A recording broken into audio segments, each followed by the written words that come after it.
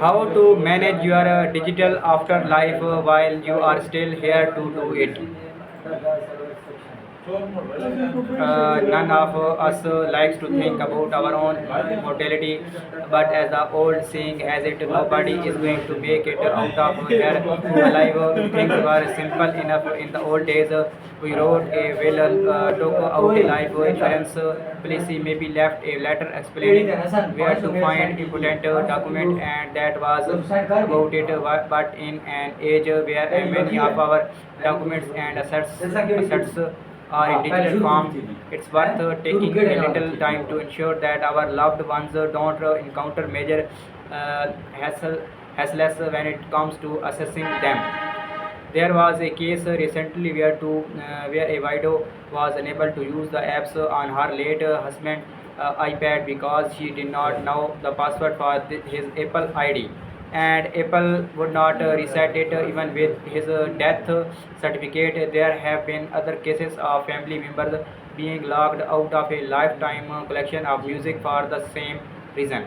Fortunately, there are a few simple steps we can take to ensure that technology is one less thing for our family to have to worry about.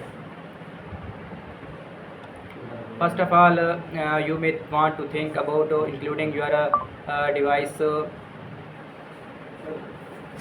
password in a letter with a will. Without that, all the data on them may be rendered inaccessible. That could well include things with huge sentimental value like family photos or that novel you have been working on.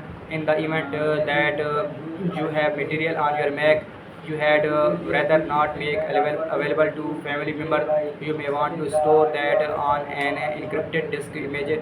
Apple has instructions for this on its support site, but device password are not enough these days. Your Apple ID and password is equally crucial. For example, you may want to leave an iPhone or iPad to someone in your will. Activation lock means that an iOS device is just a useless chunk of metal and glass without your Apple ID and password. Your Apple ID also holds the key to everything you have ever bought from iTunes. I think about that in the old days. Your family could continue to enjoy your music, books, and movies simply by reaching on to the shelf for a CD, paperback, or DVD. But every app, every piece of music, every TV show, every movie, every book or audio book you ever bought through iTunes is accessible to them without your Apple credentials. That's a huge volume of valuable assets. They cannot easily accessible. That they cannot easily access. You may also want to share password to other services. You may have family photos stored on Dropbox, recipes in Evernote, home remodeling plans on Google Drive. There may be all kinds of the services they may need to access could be a major undertaking in itself, but using a password manager makes life much simple. You could either leave the master password in a sealed envelope with your will